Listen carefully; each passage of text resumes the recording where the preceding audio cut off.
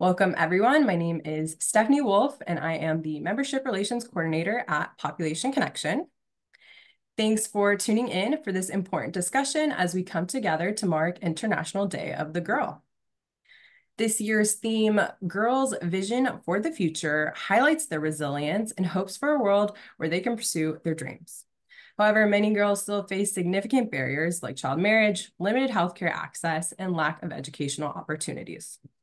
By supporting organizations like our global partners, one of which you will be hearing from today, you are investing in programs that focus on improving reproductive healthcare services, providing educational training, and opening up economic opportunities for young girls and women.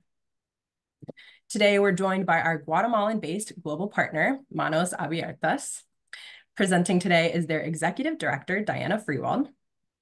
Diana is a dedicated midwife and committed to advancing sexual and reproductive rights and healthcare within the humanitarian and nonprofit sectors. She has a deep connection to her homeland and is driven by a mission to create better, more humanized experiences for women throughout. If you have any questions for our speaker, please drop those in the Q&A box found at the bottom of your screen. We'll do our very best to get those answered during the Q&A session that will be facilitated by our senior analyst, Hannah Evans. And for any questions we don't have time to answer live, we will provide written answers along with a recording of this presentation, the presentation slides, and access to the chat box discussion. Now, those are all the housekeeping items for me. At this time, I will go ahead and send it over to you, Diana. Hi. So this is very exciting. It's my first time doing a presentation for you guys, and please excuse my English. It's my second language, so some patience with me. So tell you a little bit about the work we're doing in Guatemala and the work we have been doing for the last 16 years. And yeah, our organization's name is Asociación Manos Abiertas, so open hands. That's what it means. We like to receive everybody with hands. Um, and I want to tell you about Guatemala and a little bit about the context here. So it's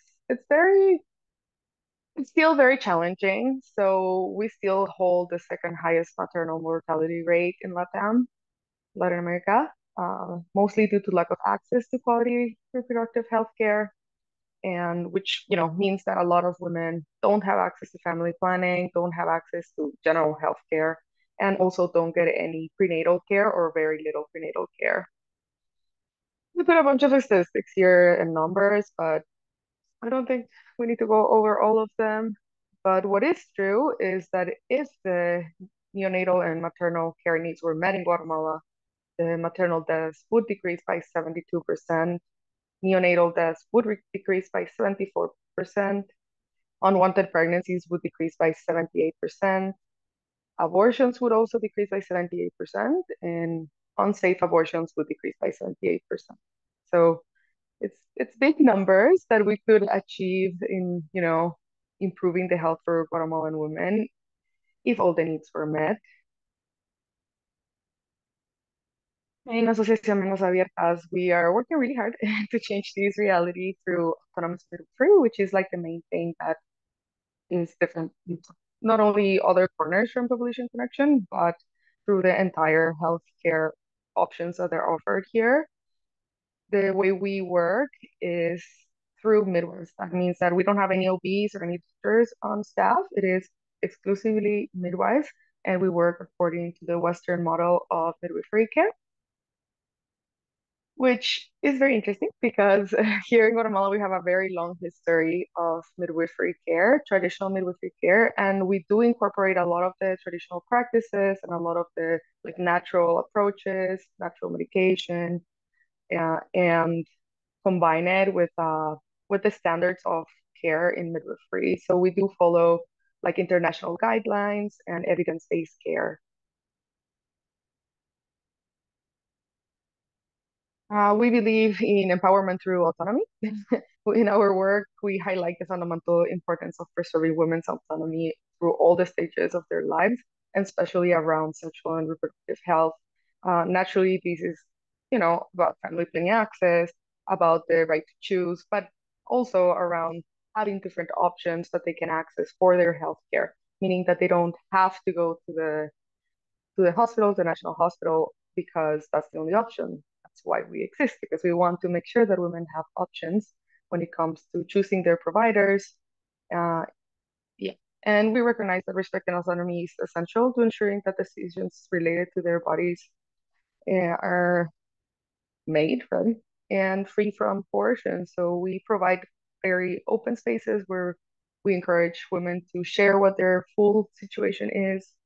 We like to have very long consultations. So every time we see a woman, it usually takes us between, I say, 45 minutes and an hour and a half, because we really want to meet her where she is and understand what her life situation is. We like to honor the women for their for who they are as people, and not just numbers, not just procedures, not just, a medical procedure that we need to get through in our agenda.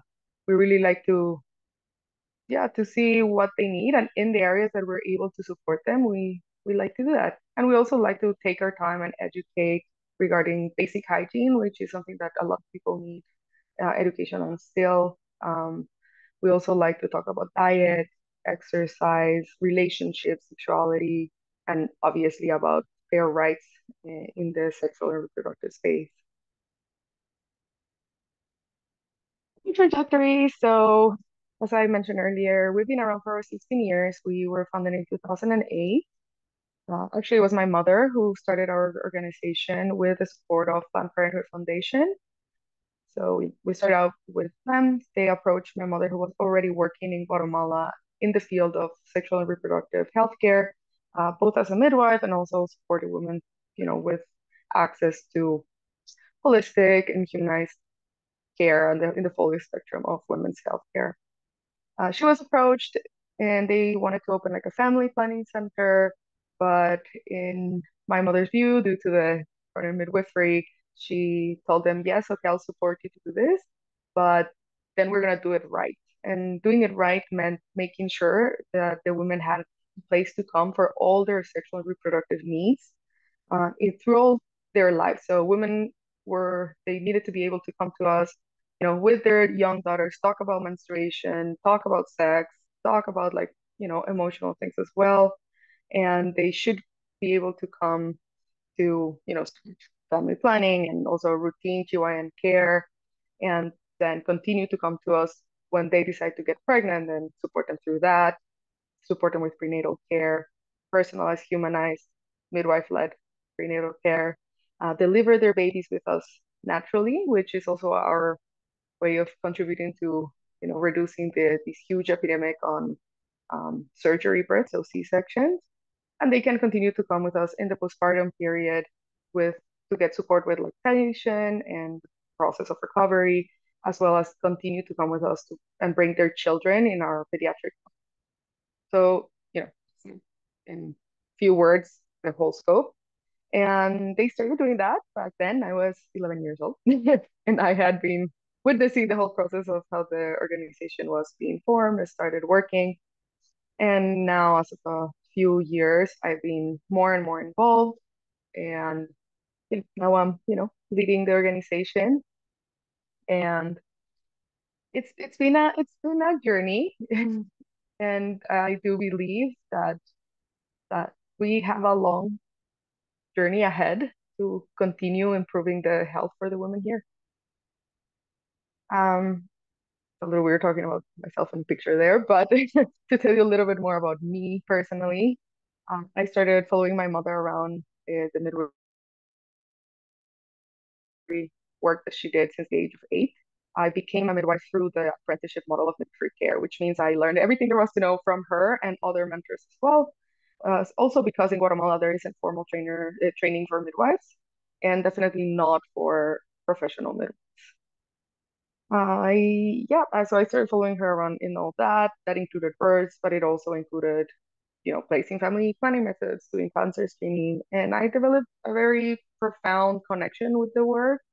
I think I am extremely committed to reproductive justice and midwifery and making sure midwifery continues on.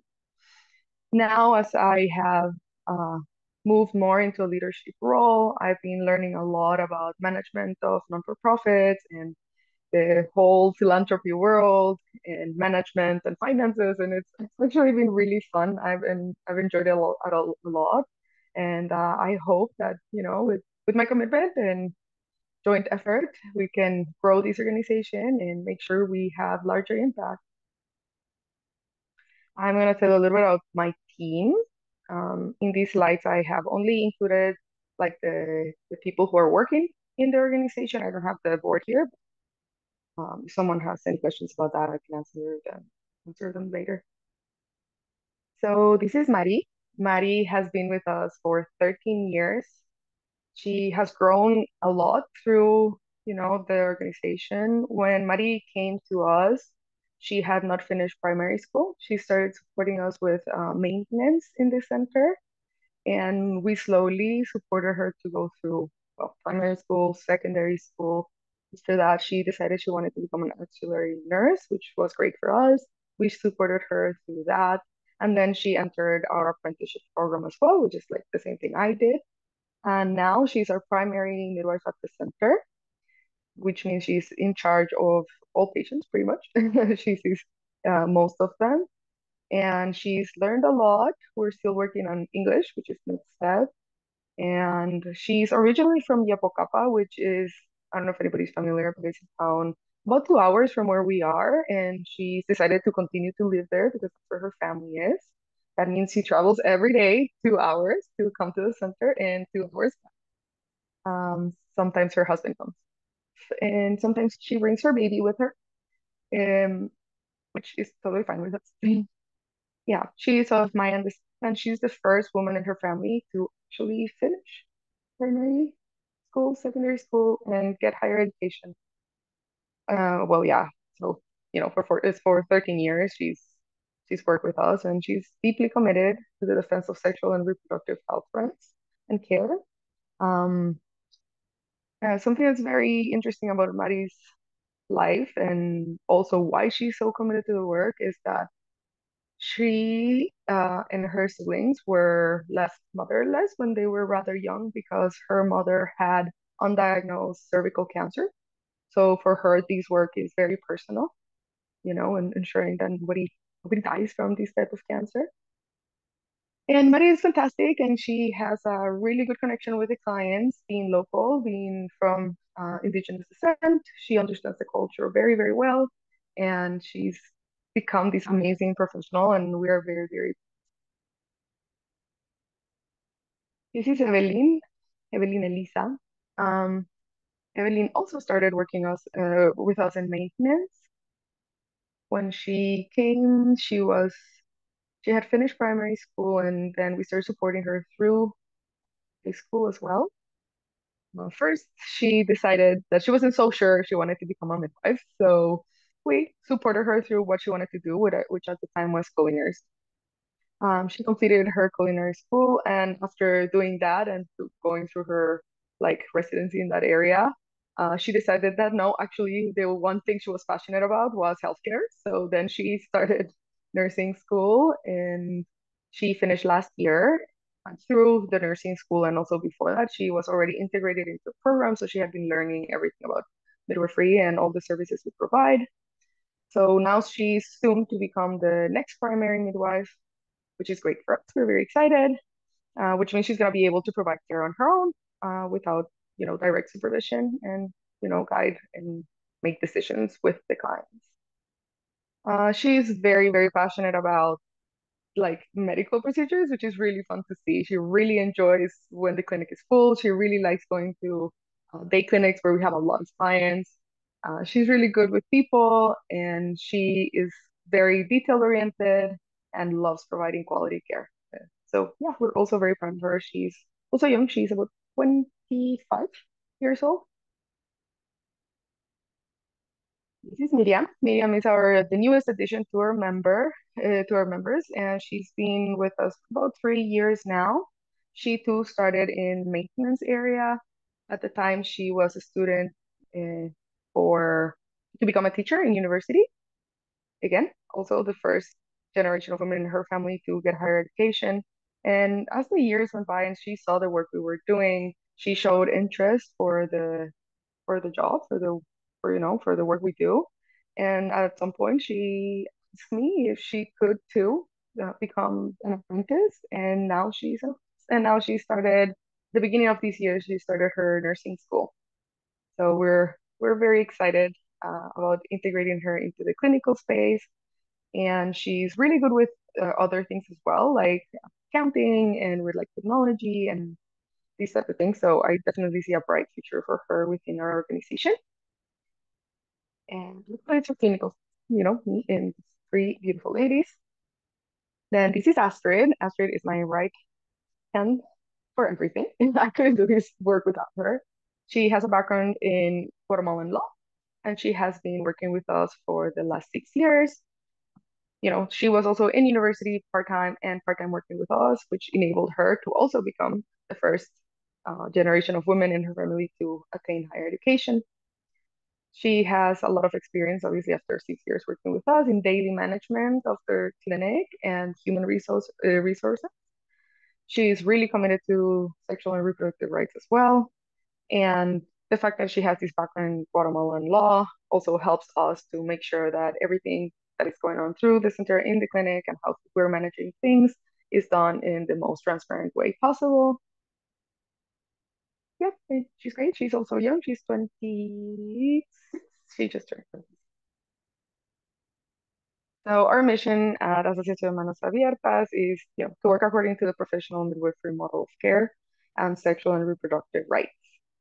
We firmly believe that by empowering women, especially those with limited resources and opportunities, through education and access to culturally competent sexual and reproductive health services, we can change the world one woman at a time. To give you an idea of the work we've been doing, this is an approximation of what we do in 1 year with, this small team. We offer about between 500 and 900 long-term contraception methods, which include IUDs, copper IUDs, and Jadel, so they're hormonal implant. We offer about 270 short-term contraception methods, so shots, 1 month shots, 3 month shots, and pills. We do offer condoms as well, but they're not very popular. We offer about 305 gynecological consults. As I mentioned before, we do like well women care, which means women come to us for any kind of discomfort they may be experiencing, and this is what we see in these consults. We also provide about 270 prenatal care checkups. In our checkups, again, we take our time. We really want to know how the woman's doing, how she's experiencing the process of pregnancy, how it's impacting her life with her partner, with her kids, her work, her health, naturally. In these consults, we talk about what's going on, but we also check how she's doing, so how her health is. We check on the babies. We offer ultrasounds as well. Also, so they don't have to go somewhere else and pay, high amounts of money to get these essential services. And we like to see them at the beginning about once, and after that about every 2 weeks, and at the end of their pregnancy about every week, to make sure not only that everything's going well, but also that we build a trust relationship with them, because they're gonna deliver with us, and we want to make sure that they feel comfortable, because birth is a very intimate and a very life-changing process, and we want to make sure that they're comfortable. We also offer about 50 pediatric consults. As I mentioned before, we do have a pediatric program. This is offered by a pediatrician. She comes in once a week. It's a very small program. We would like to grow it, but for the moment, this is more or less what we're doing in a year, about 50 pediatric consults. And we see kids aging, from 0, so newborns, all the way to 18. We do about 24 family planning day clinics. These are events that happen outside of our offices. We travel to different communities, and we aim to do about 2 a month, so 24 of those. And I'll talk about these a little bit more in a little bit. We do about 100 STI tests. Well, we offer HIV testing, we offer syphilis testing, we offer Hep B testing, and herpes testing. Yeah, those are the ones that we're able to offer because we don't have labs, so these are like the tests. And most of these users are pregnant women. We also do about 52 post-abortion consults in the center, so women know that we're a safe space where they can come and get post-abortion care. We do about 250 cervical cancer screenings. These are both pap smears and via cryo, which are the rapid tests, which are very good in our community, especially during family planning clinics, because doing this type of test versus a pap smear means that the women can get their results that day, which is very important because in Guatemala, often when they go to the public health center to get their pap smears done, they will never go back for the results. So it's almost like they never did it, and often we do get women who haven't gotten a pap smear in 8, 10, 15 years. And it's a little scary since this is something we would like to have done every 1 to 3 years. And at the moment, with the team we have, we're delivering about 20 babies via natural birth, obviously in a very humanized way. As I said before, we work according to standard midwifery practices, which means moms are involved in the decision making. They know, and we provide information so that they can make proper informed choices for themselves, for their babies, for their families. We encourage the partners to be part of the process as well. We make sure that they're not alone, so they can bring their their family members, up to two, often the moms, and they're never separated from their babies. Yeah. So to talk a little bit about the value of midwives in our community and why I truly believe that midwives are the solution to seeing and guaranteeing access to care. It's because midwives have been pillars in our community for generations. Not that long ago, but more or less in the 60s, we had traditional midwives incorporated into the public health system, um, which is not the case anymore, sadly. But they're still working. They're still working in all the areas of the country. And depending on the area, but still between 25 and 45% of births still happen at home with a traditional practitioner. So they're still rather relevant. And it's very important that the job continues, that the traditional midwives still continue because our health um, system is already very overwhelmed. And even though there has been like a long process, about 10 years of the government trying to institutionalize birth, we have noticed more and more that it's not able to cope with the demand. So midwives are still very important agents of healthcare in the communities. Yeah, their wisdom and experience are invaluable to maternal and child health, especially because midwives work in places where doctors don't don't get or wouldn't want to work in. And they're also very, very respected in the community as leaders. So AMA honors the historical work of traditional midwives and combines with the American model of autonomous professional midwifery. As I mentioned earlier, we do preserve a lot of the traditional practices, but do work according to international protocols that are evidence-based.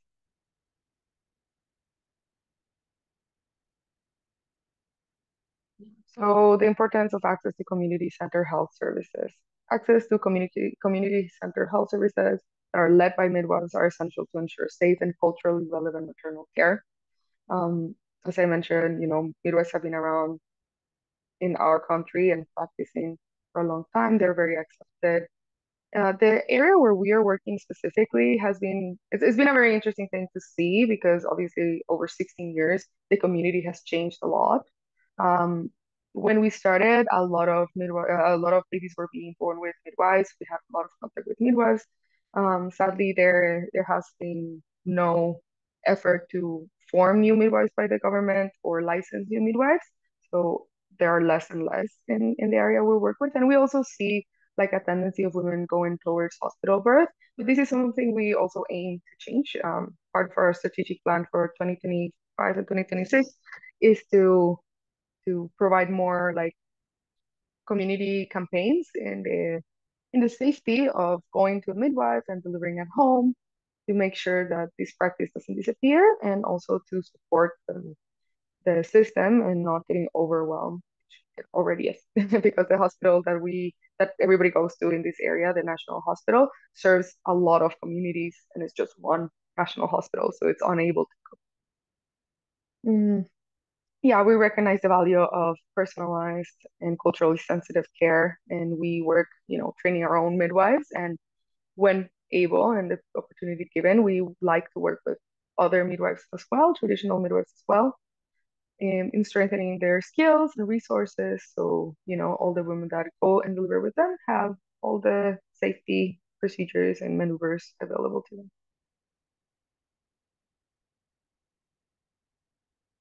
So, as I mentioned, we're a very small organization. We have just few staff. And even though we're small, I do think that our proximity to the community and having been accepted by it allows us to respond quickly to community needs. Because we are a small team, if anything needs to be changed or added, it's rather easy for us to do those trainings and to incorporate it into our practices. So this enables us to provide more personalized and effective support.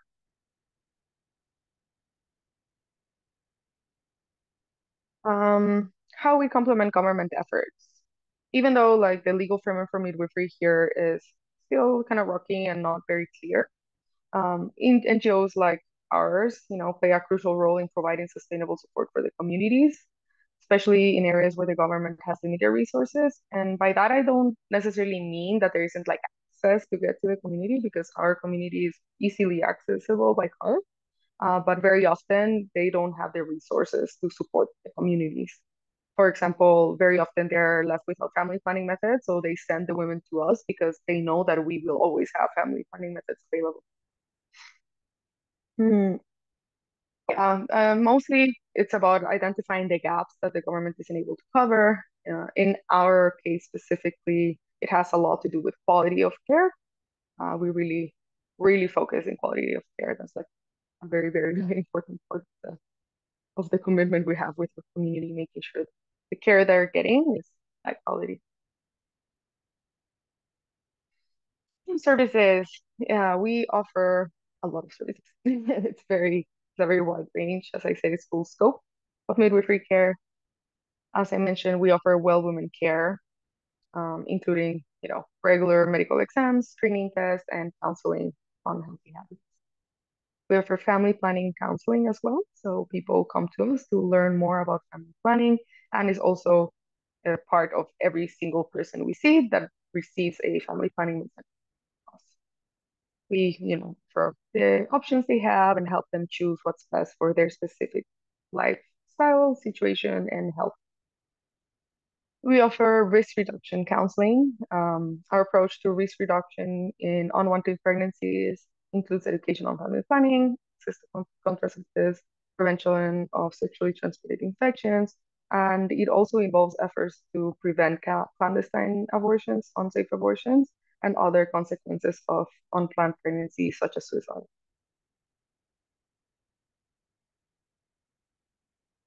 We offer family planning methods, as I said, so we always have them available. We go to great lengths to make sure that we always have all of them. So people have options always, and they don't have to choose because of it being the only option. We do, as I mentioned, cervical cancer prevention, both in the clinic and in the mobile clinic program. And we provide education on the importance of early detection and prevention. Obviously, if someone does test positive and it's a lesion that we're able to treat, we will treat it in clinic as well. Or if needed, we will refer them out to we offer prenatal care, as I said. This includes follow-up during pregnancy, including prenatal exams, screening tests, nutritional counseling, emotional support to ensure a healthy pregnancy. We do a lot of cesarean prevention, so we provide education and support to promote safe vaginal delivery and reduce unnecessary C-section rates through careful monitoring of pregnancy and labor and the implementation of evidence-based practices. This is especially important when we're working with young women that are having their first baby. By young, I mean anything between 14 and 19, because imagine being 14 and having to have major abdominal surgery to have your baby, and this is most likely not the first baby, the only baby they're gonna have. So we want to make sure that we reduce the risks for them in the long term. because even obviously cesareans are great when they're needed. We do know, and statistically what they do is they prevent risk in the moment, but they increase the risk later on in life and in future pregnancy. We do, again, risk reduction during pregnancy. So we offer guidance on healthy lifestyles, habits during pregnancy, including proper nutrition, safe exercise, stress management, and to minimize the risk for both the mother and the baby. We offer diagnosis and treatment of sexually transmitted infections. So anytime we see anybody for well women care or they come specifically for this, we make sure we test and that we provide treatment on site. And we do try our best to have follow-up. Continuity of care is very important in the midwifery model of care. So we like to make sure that people, are actually cured and healthy and having their situation managed, and that we give them follow-up. Other services include pediatric care, as I mentioned. We have someone coming in once a month, a pediatrician who has also more of a natural approach to pediatric care. They come in for their regular checkups, making sure they're growing normally, making sure that they're getting proper nutrition, and also talking to the parents about what proper nutrition looks like and when's the time to introduce solids and how to help the kids grow healthy. And our little effort, well, a lot of effort, but a little program that helps us combat the big problem that we have here, which is child malnutrition, because in Guatemala, about 50% of children are malnourished. We offer breastfeeding counseling, so obviously we encourage breastfeeding as much as possible, as long as that's what the mom wants, and also in an effort to prevent child malnourishment. But if they were to have any issues with breastfeeding, because it's not easy and it's a journey, we also help them with that. And this is our family planning clinic and cervical cancer prevention mobile clinic. So this car you see there, this is our mobile clinic, and this picture is in one of the day clinics that we do. This was this year. We got this vehicle with the help of Population Connection. We were very excited because it had been 15 years since we had a brand new vehicle, or actually we never had a brand new vehicle. The last one we had was a donation of a used vehicle, and finally we managed to get a car that would allow us to safely arrive in communities and make sure that we could bring everything we needed to bring. Yeah, and what's exciting is that also in our strategic planning for the next 2 years is to increase by about 50% the amount of clients we see in the mobile clinics, and also to expand what we offer through them. So right now we're only offering cancer prevention and family planning, but we do aim to offer the same services that we offer in the center through the mobile. So we're very excited to see how that is going this year. Funding. There is some information here on how we're funded. Yes. So,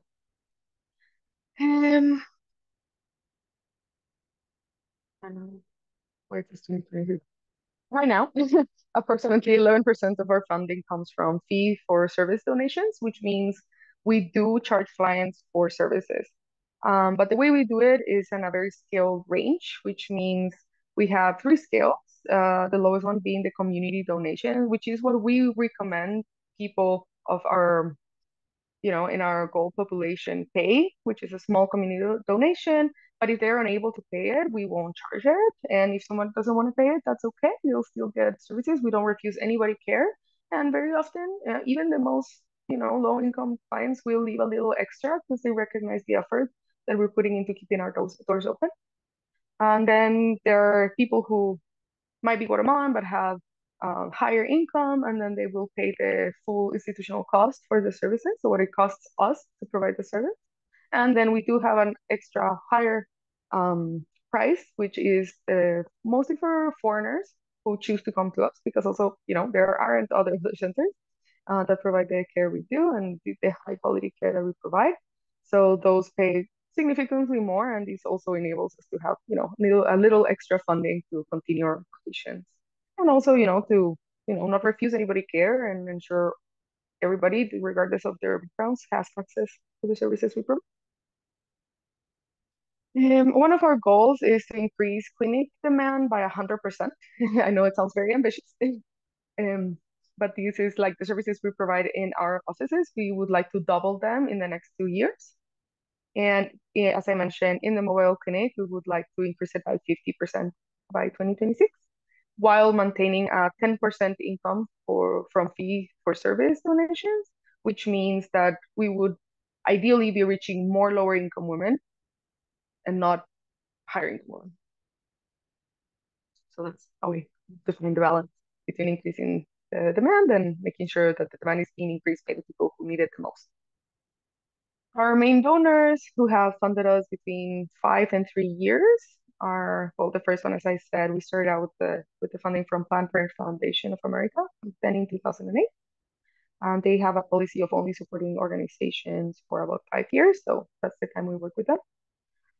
And then we've been working with the Bergstrom Foundation and Population Connection with the Bergstroms about 5 years and Population Connections, 3 years more or less. And you guys are currently one of our primary donors.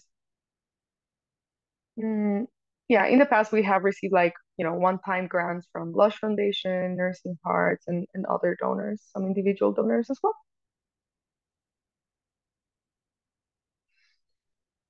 Yeah, so we firmly believe that empowering women to exercise their autonomy allows them to take control of their health and well-being, promoting a more equitable and just society for all.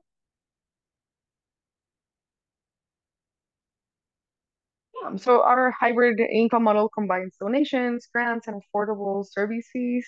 This ensures that we can sustain our operations and expand our impact in a sustainable manner. We're definitely working really hard at it. If you want more information about us, you can also go to manosabiertas.org. And yeah, I don't know if there are any other things you guys would like to know about. Anna?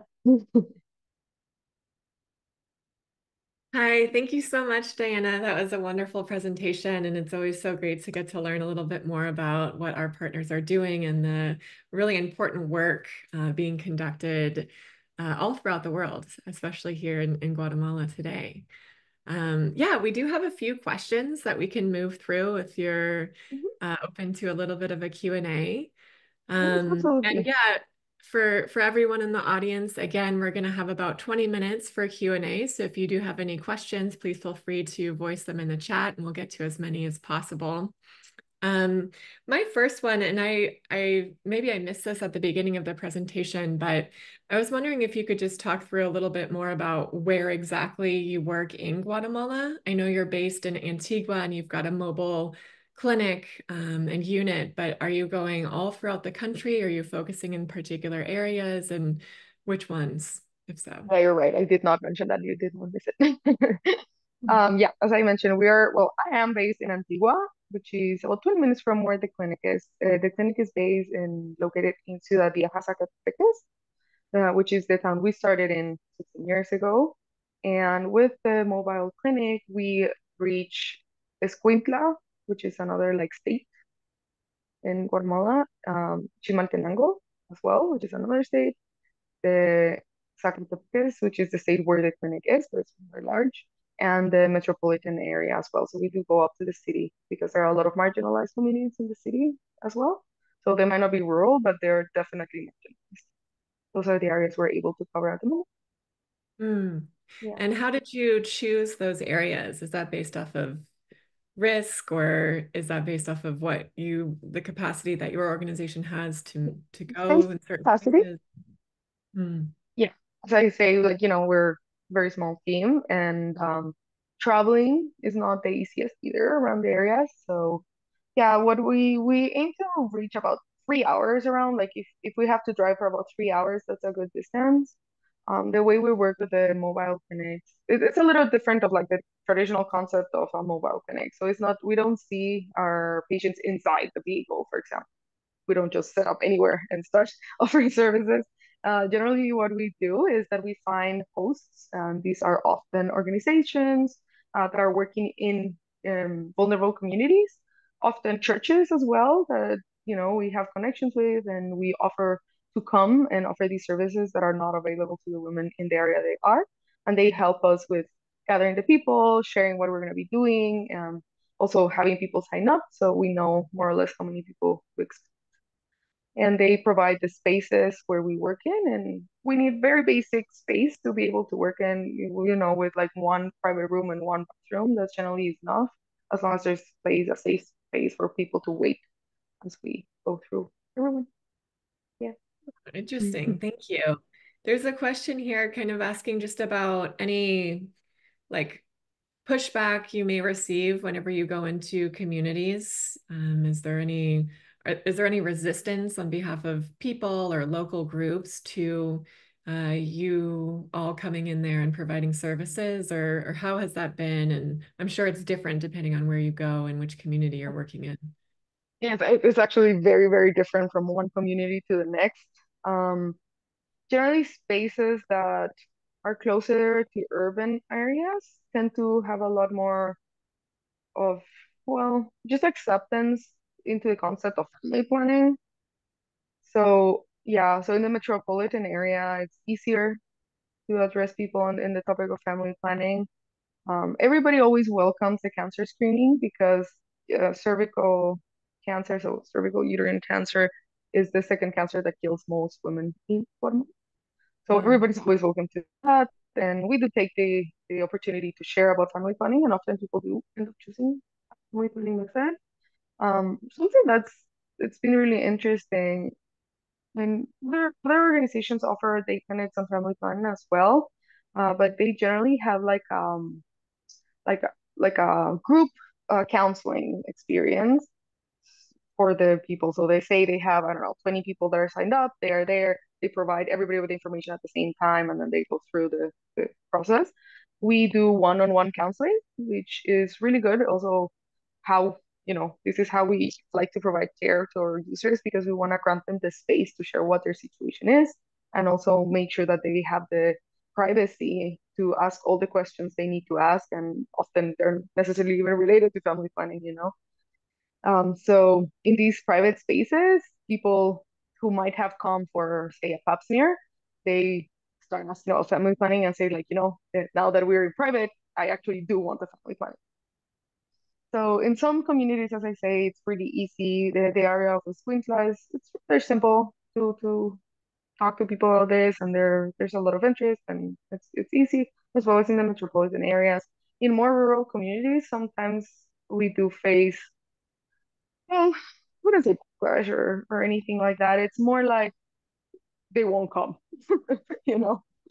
So it's very, very. Some of our day clinics will have, I don't know, 75 people, which is a lot. And then sometimes we'll have two or three.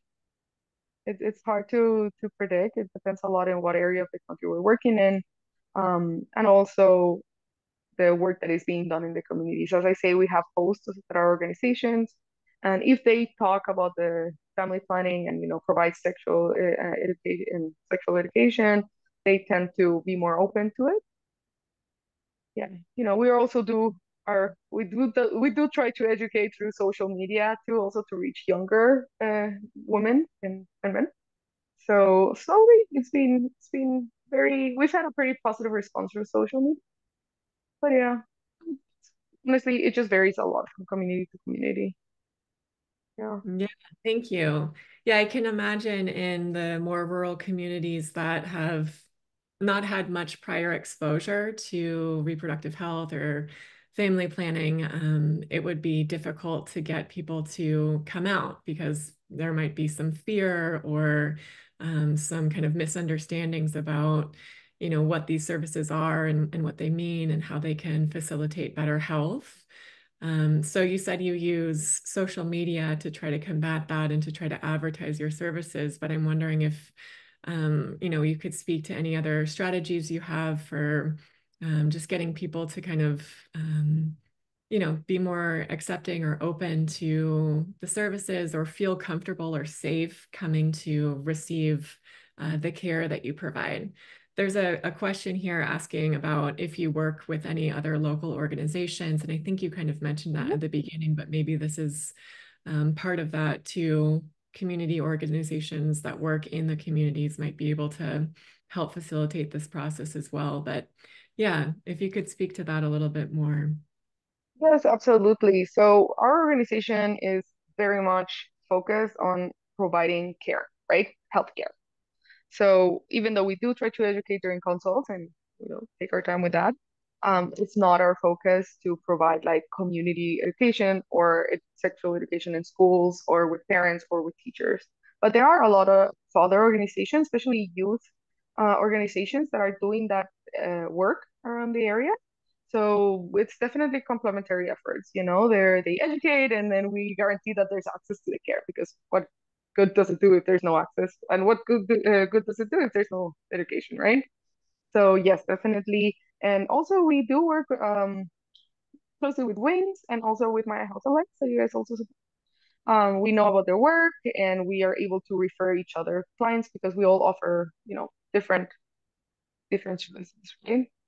Um, yeah, so yes, through social media, we do share a lot of information, but also, well, as I say, it's changed a lot in the 16 years, because back then there wasn't social media. It wasn't a thing. Internet wasn't a thing. Almost nobody had phones. So we back then we did a lot of like promotion through like the local TV channel, the local radios, and also through the locals speakers. So there were like these people who would like go out in their trucks and just announce what needed to be announced to the town, and then we would also share the availability of that. Now it's slowly being more like it's been easier to reach people through other ways. And also after being for 16 years in the community, like everybody knows us and everybody knows where we are. So we get a lot of like referrals through just, through other users. So the most common referral for us is, yeah, my sister came here, or my mother-in-law told me to come here, or my teacher told me that this was a safe space, just mouth to mouth. Yeah, and in the day clinics, a lot of the responsibility of making sure people know we're coming, what we're offering, and that it's safe access is relied on the host, because they know their community way better than we do. We're coming there for a day while they're working there since years. So we leave it up to them, and we come up with strategies with them to, yeah, to do like the marketing for the event. Because, I'm not gonna come tell them how to do their job when they've been working for. Yeah. Yeah, that all makes sense. Thank you so much. Yeah. Yeah, so I think that your particular platform is really interesting. You were talking about the utilization of midwives exclusively, and then the incorporation of Indigenous knowledge and practices into your work, which really kind of sets you apart from maybe the more traditionally like Western approach to medicine. And yeah, I was just wondering if you could kind of speak a little bit more to that. So how is the approach that you all use different than if someone were to go to a hospital? And what if there are any examples of the types of Indigenous knowledge and traditions and medicines that you use and incorporate, could you just talk to us a little bit about what that looks like? I'm just very, very interested. It seems very. Absolutely. Um, yeah. So here we do have like, hospitals and clinics where you can go and get care, but it's very depersonalized. So you're treated as a number. You're there for a procedure, and that's all it's about. Which is crazy to me, considering that childbirth is such an important rite of passage for women, and the way you give birth is gonna impact the way not only how you mother your child, but how you mother yourself through the rest of your life. It greatly impacts how you experience life. So for us, it's very important that people know that there are options, that they know that they can have a different experience. It's very common here for families, their woman going into labor. They drop her off at the hospital, don't hear anything from her for 2 days, and then they pick her back up with a baby in their arms. But what happens in there is very rarely talked about. We do have a very high statistic on obstetric violence. Practically everybody experienced obstetric violence inside hospitals here, and even in private centers as well. Um, yeah, so the care is not very respectful. The care is not handled with any type of empathy whatsoever. Women are being shushed and yelled at, and alone through this very intense process. Their pain, discomfort, or needs are ignored. Very often, women are left alone through the entire process. So for us, it's very important that they know that there's a different way of giving birth. Um, in our clinic, we also offer water birth so recently. So that's another thing that often is very attractive to the users.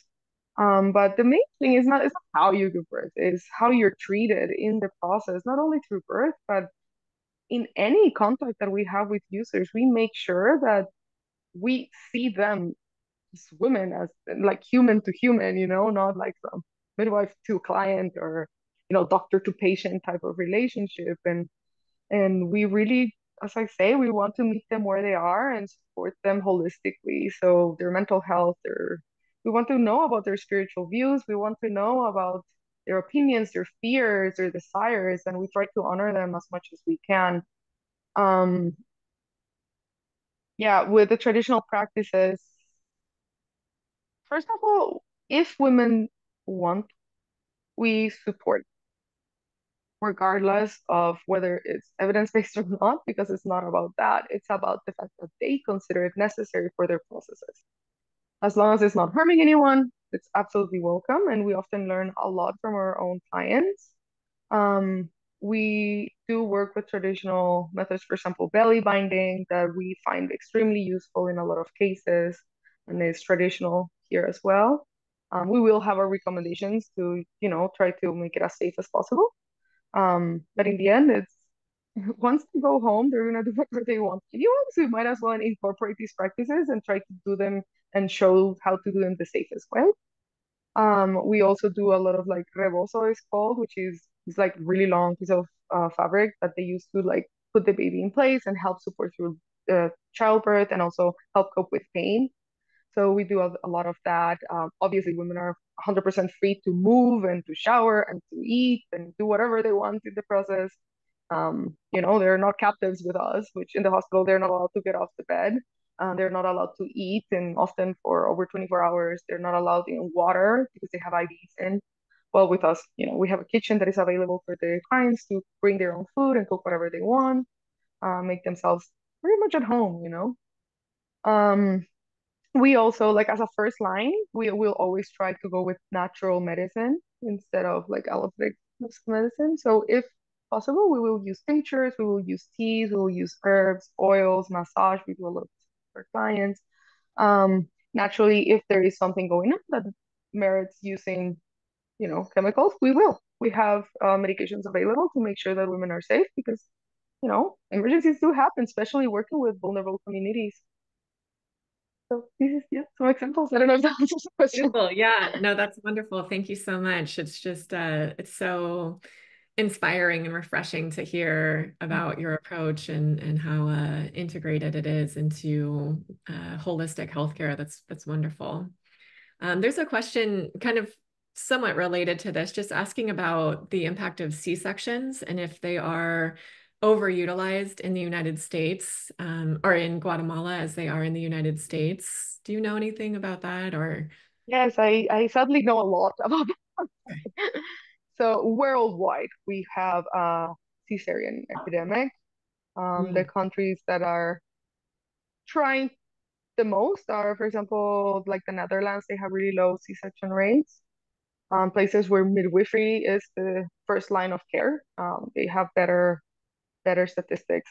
For example, Guatemala in the private sector, so people who pay for healthcare, private hospitals, yeah, about 95% of them deliver via C-section, which means of 100 women, only 5 will deliver vaginally, and this is not even naturally, this is vaginally with a lot of intervention and such.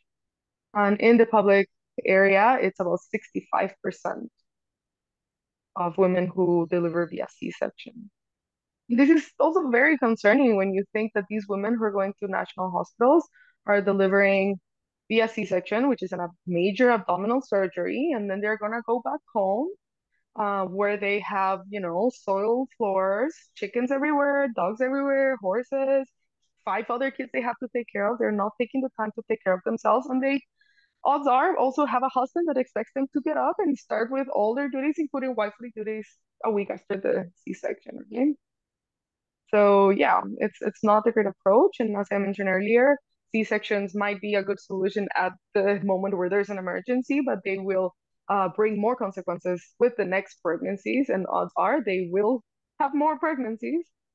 So yeah, definitely there is a lot of obstetric violence, which includes performing major abdominal surgery onto women under this under yeah false pretenses essentially, you know. Yeah, definitely. Are the false pretenses just that it's like the ease of scheduling, or it's like systematized, or why is it so overdone? First of all, because most people want to go to private care because the care is a little bit better than the public care. It's it has a lot to do with profit. You know, you make a lot more money if you do 4 or 5 C-sections in a day that you can schedule conveniently than if you have one woman laboring for 24 hours, which is not weird for a first time birth, you know? Yeah, so it's definitely a lot of profit oriented and like cost. As well as it's a complicated topic. There are a lot of factors that come into this, but um, yeah, conveniency, lack of education, lack of understanding of the process of childbirth and why it's important that both mom and babies go through the whole process of labor and delivery. Um, yeah, that's yeah, complicated, scary, sad for sure. Yeah, absolutely. Thank you. That's a really alarming statistic. I had no idea. So we've got 1 more minute left, and this has been such an interesting discussion and presentation. Thank you so much again for being here and talking to us today. We'll just leave it, if you don't mind, if you would just tell everybody about, I guess, what you're most looking forward to for this next year as we kind of approach year end into 2025. And if there's any information that you'd like to tell our audience in terms of how to get involved, or any initiatives coming up that you'd like to advertise, feel free to do so as well. Thank you. Yeah, so as I mentioned in the website, you can find more information. Yeah, you can also follow us in social media, so Instagram and Facebook. We do have a TikTok for the younger for the younger population, but we're also present there. One program that I am excited to get restarted that we actually kind of had to shut down during the pandemic, and it's been really hard to get it back up, is our intern program, which is, you know, we take interns who are either nursing students, midwifery students, doulas, or already graduated nurses, graduated midwives who want to gain more experience and learn about the work we're doing and also the full scope. They're welcome to come for a minimum of 6 weeks, up to 3 months.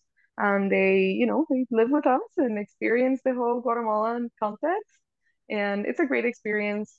And we would like to have that going again. So if you want to share the word about like what we do, the beautiful, committed staff that we have, and this program that people can apply to and can come and join us doing the work we do, that'd be absolutely fantastic. Yeah. Wonderful. Well, thank you so much again, Diana, and thanks everybody who joined today. It was a really fascinating presentation, and I'm glad we all got to hear from you. So we will be in touch very soon with some follow-up messaging just about this presentation and ways to get involved with Manos Abiertas. And thank you very much. Everybody have a great day. Bye. Thank you.